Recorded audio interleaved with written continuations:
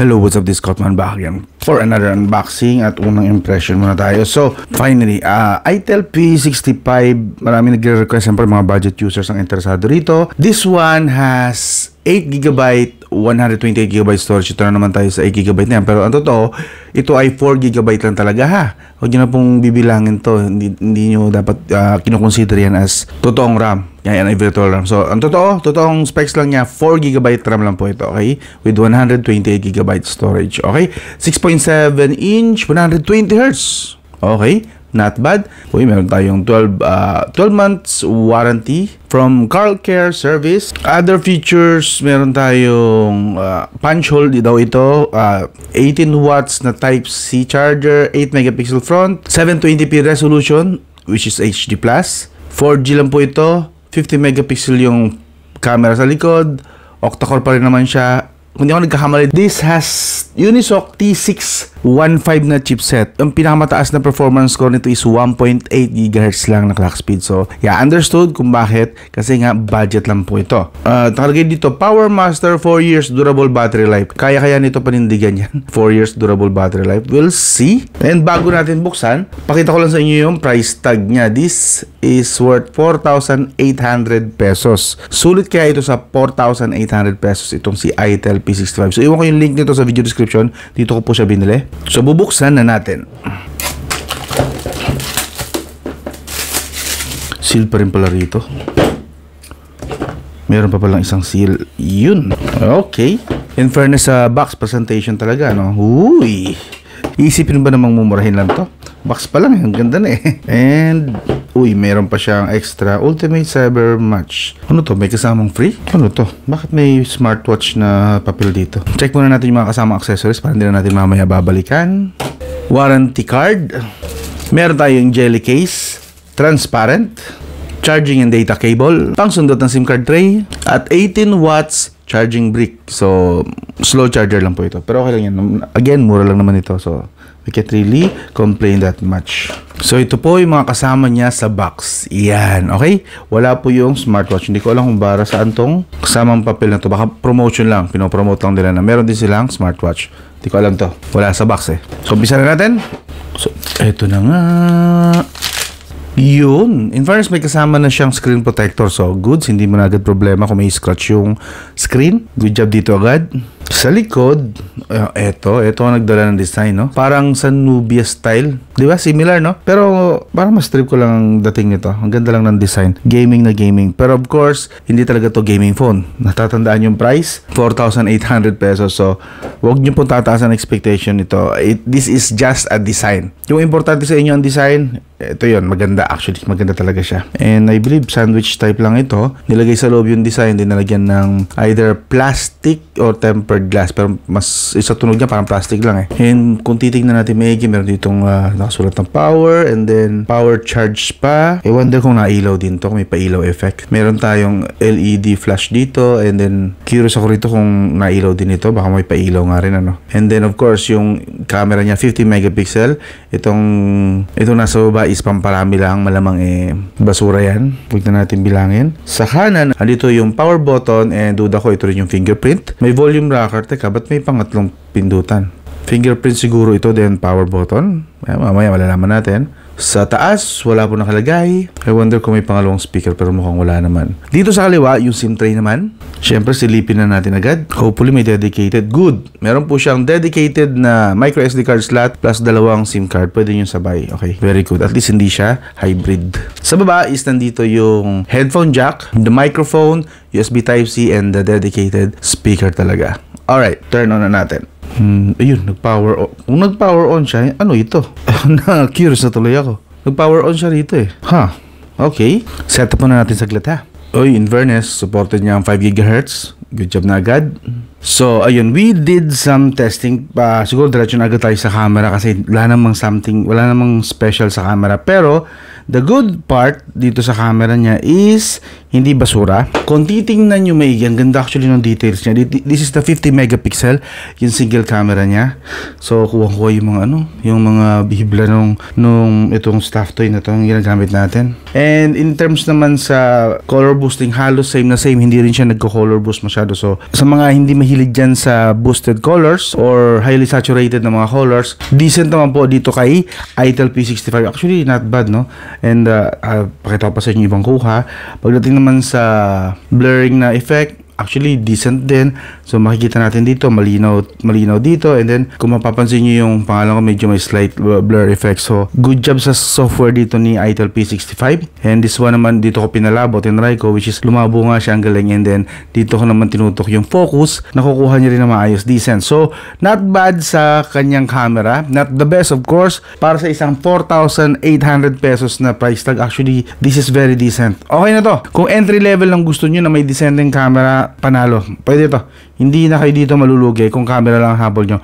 Pwede na. Ito naman yung sa selfie. Actually, decent din. Hindi masyadong aggressive yung kanyang beautification. Pinapakita niya talaga rito yung imperfections ng balat ko, mga kulubot-kulubot at mga butlig-butlig. Same here. Pero sinadya ko na dito maliwanag. Tingnan ko kung anong effect ng against the light niya. Actually, nakuha niya na maayos. Mapapansin niyo, although medyo nagkakaroon ng artifact ng konti at saka may gray na sa image. Pero kung titingnan mo lang siya as is, yeah, it's very decent actually. As for the video recording, pakita ko lang sa inyo dyan sa screen.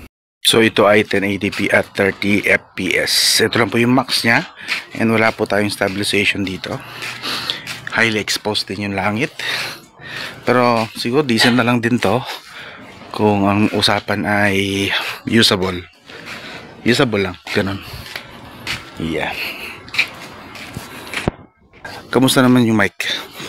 So ito yung kanyang front camera, 1080p at 30 fps din po yung max. Ayan. Siyempre wala nating stabilization habang nag-aagad tayo. Kamusta naman yung audio niya? Okay ba? Pwede na rin ito kahit paano. Highly exposed lang yung langit no? So, pwede na siguro, no? Usable lang. Fairness, meron siyang dual cam mode. And pwede tayo, actually pwede siyang nakapalit-palit. Dual cam mode. Pwede na rin. Pictures pa actually, ganda ng kuha niya rito. Hindi mo naman iisipin na ito ay below 5,000 pesos eh. Ayan, ganda ng ng separation niya. Nakukuha niya talaga ng maayos yung separations ng mga subjects niya. Very decent. I like it. And even dito sa medyo mas komplikadong mga kuha, like ito, sobrang daming details. Okay na, decent din. Again, not flagship level ha. May maghaharap na naman dyan ng flagship level. Wala pong ganon. Pero sa price tag niya at ganitong klase ng camera, good job dito kay ITEL P65. Now, konting explore tayo sa kanyang settings. Actually, may maganda rito settings. Natuklasan ko na meron nga purpose dito. May pailaw nga talaga siya rito. This one. So, nakita ko kanina dito habang itong backlight effect. Yan. You know, although yes, gimmick na gimmick ito. Pero kung gusto mo lang ng extra flare lang, extra iyayabang, may ganito. Yan. See? Yes. Pwede. Pwede siya mag-activate. Pwede ka mag-set for activation. Like, habang nag-games ka, pwede siya, pili ka ng colors.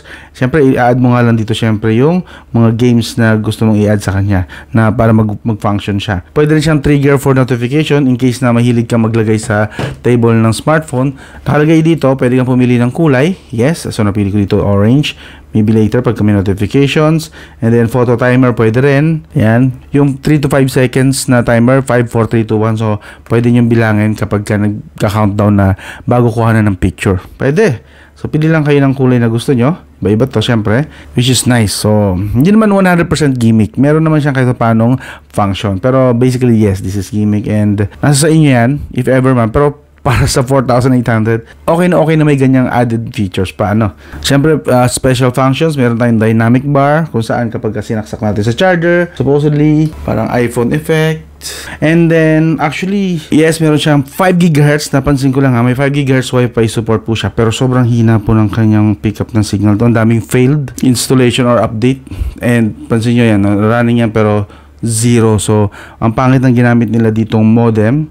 Tapos, another napansin ko is, ito mga initial pa lang po ito yung sa kanyang GPS test. Siguro pakita ko na lang sa inyo din dyan sa video kanina kasi ang tagal kong hinintay. So, around 10 to 15 meters accuracy siya. Ibig sabihin, medyo delay siya kapag may paliko, so on and so forth. So, hindi ko to i-advise or i-recommend para sa mga tropa natin mga riders. Siyempre, ang tuto score tayo, pupunta na tayo ngayon sa initial na test for performance. 290,000 lang po. So, decent para sa isang entry level actually yan. Entry level po ito Okay? And multi-touch niya actually supported naman niya hanggang 5 5 lang multi-touch. So sa mga maramihang daliri dyan ang ginagamit habang naglalaro, please know na 5 daliri lang ang supported po niya. Okay? And bago tayo tumuloy sa gaming, ito po yung specs na nakalap ko about kay ITEL P65. Yan. Pause nyo na lang yung video kung gusto nyo pang basahin isa-isa.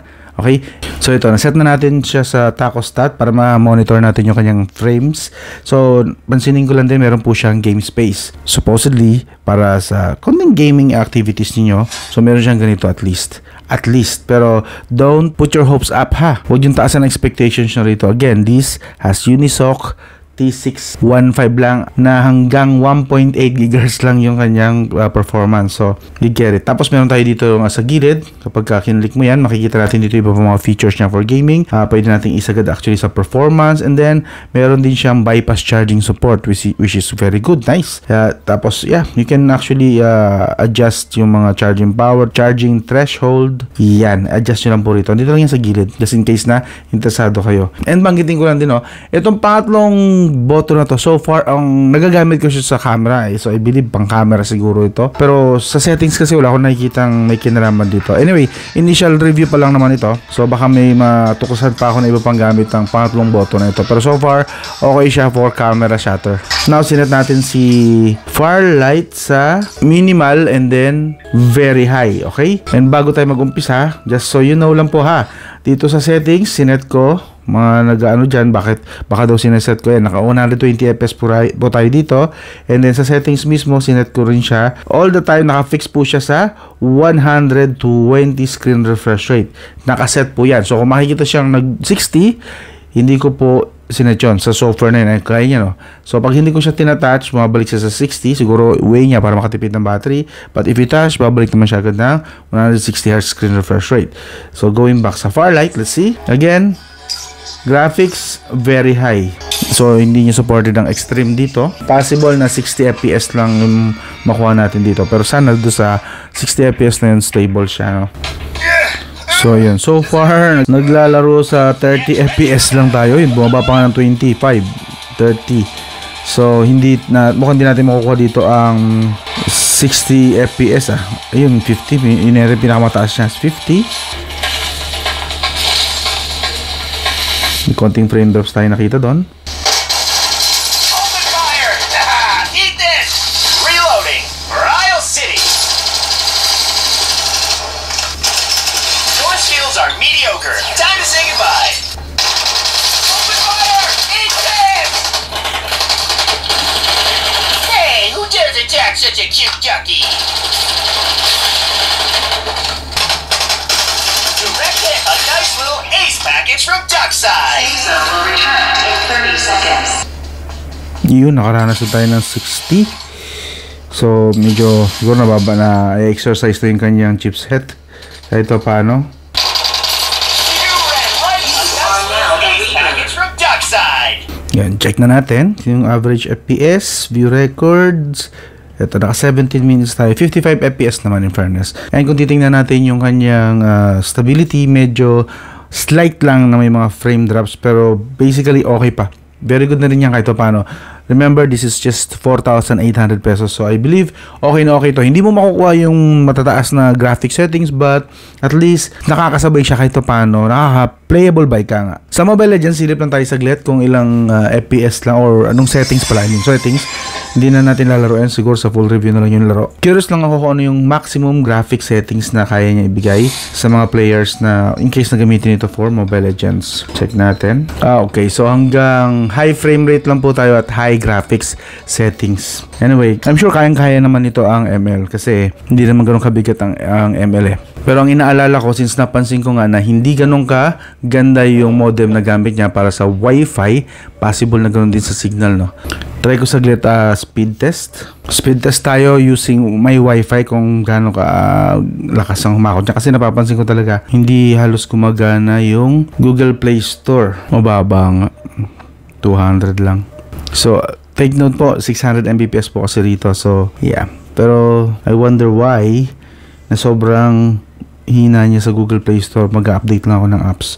Okay naman. Okay. Technically, okay pa rin naman yan. Yun nga lang, sa Google Play Store, for some reason, ayaw niya updated na ang Google Play Store. Lahat to, ayaw niya i-update. So, ang weird. Ang weird lang. Anyway, for first impression, bibigyan ko siya, again, ilalagay ko lang din yung standard ko for the price tag na category niya. Sa 4,800 pesos, I think decent yung camera. Actually, very decent yung camera. Sa performance, as expected, in fairness, very playable ang Farlight, and I would believe na ganun din ang Mobile Legends dito. Also, baka may ilan sa inyo issue yung 5 lang ang supported niya na multi-touch. Okay? Hindi kaya hanggang 10. Pero again, kung gamer ka, not this. Okay? Marami pa dyan na mas malalakas na smartphone. Yun nga lang, mas mahal din yun. Ito makukuha mo sa 4,800 pesos mo. Tapos yung design, panalo sa akin. Solid sa akin yung design. May iayabang din naman kahit paano yun. Hindi mo naman naisipin na pipitsugin. So, overall, again, first impression pa lang po ito. Abangan nyo yung full review or detalyadong review natin.